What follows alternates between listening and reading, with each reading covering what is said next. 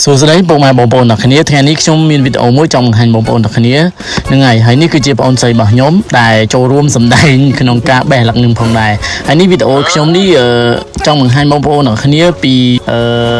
វីដេអូខ្លះៗដែលខ្ញុំបានបង្ហាញពីសកម្មភាពបេះលឹករបស់ខ្ញុំអញ្ចឹងណាហ្នឹងហើយបន្ទាប់ពីបេះលឹកហើយក៏ពួកខ្ញុំបានជូនដែរហើយនឹងបេះលឹកហ្នឹងមានដូចជា3-4នាក់ដែរមានទាំងពុកម៉ែខ្ញុំហើយនឹងពូហើយនឹងក្មួយផងដែរហ្នឹងហើយពួកខ្ញុំបើតាមគិតទៅមិនសូវជាបានជូនលឹកក៏ដូចជាបេះលឹកម៉ានទេហ្នឹងហើយដឹងបងប្អូនអ្នកគ្នាដឹងស្រាប់ហើយខ្ញុំខាងកាន់កាមេរ៉ាថតអញ្ចឹងហើយហ្នឹងហើយនេះខ្ញុំបង្ហាញពីសម្រស់លឹករបស់យើងណាហ្នឹងហើយអាលឹករបស់យើងគឺមានសភាពនិងសម្រស់និយាយពីសាច់ផ្អែមរសជាតិឆ្ងាញ់មែនទែនអ្នកអាលឹកខាងកំពង់ស្ពឺណាហ្នឹងហើយខ្ញុំចង់បង្ហាញទាំងអស់គ្នាពីទេសភាពនៅស្រុកស្រែអញ្ចឹងណាហើយនេះបងអូនស្រីរបស់ខ្ញុំគាត់កំពុងដើររកអាលឹកហើយខ្ញុំមិនដឹងថាមិនដែរអាលឹកច្រើនដែរប៉ុន្តែគាត់រកអត់ឃើញមើលទៅអាលឹកប៉ុន្តែបើជាក់ស្ដែងទៅគ្មានបានអាលឹកណាទេបងប្អូនគ្នាគាត់ដើរមើលតែទេសភាពហើយនឹងសក់ហ្នឹង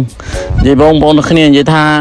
អត់ពីអ្នកខ្ញុំហើយនឹងបងអូនស្រីខ្ញុំហ្នឹងគឺអត់ប្រយោជន៍តែម្ដងគឺដើរតែលេងទេថតរូបថតអីចឹងណានិយាយទៅសាច់ការទៅបានជូនហើយជា10-20ជើងដែរមើលទៅមិនថាអត់ចឹងណាបងប្អូនគ្នាហ្នឹងហើយមានន័យអានេះសម្រស់គឺផ្លែតសក់ទុំផងដែរនៅក្នុងចកាអាលឹកហ្នឹងគឺគេ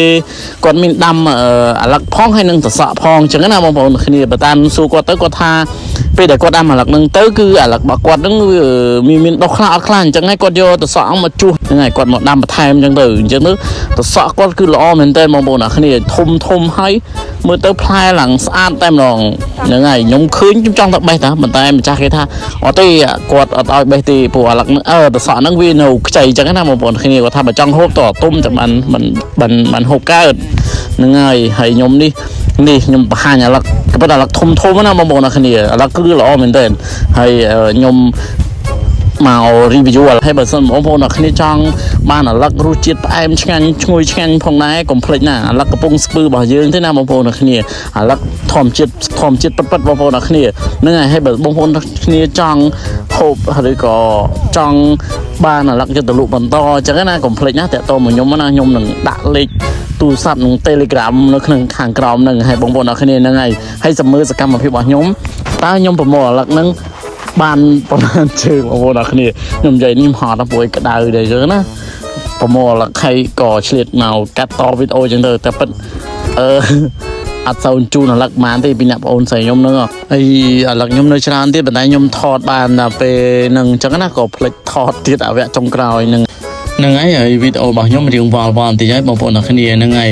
រាល់ពាក្យពេចន៍កាយវិការត្រង់ណាមិនសមរម្យក៏សូមខន្តីអភ័យទោសពីសំណាក់ពុកម៉ែបងប្អូនទាំងគ្នាផងដែរហើយបើសិនជាបងប្អូនទាំងគ្នាចូលចិត្តនៅវីដេអូនេះសូមជួយ like និងជួយ share ផងអរគុណជម្រាបលាបាយអរគុណច្រើន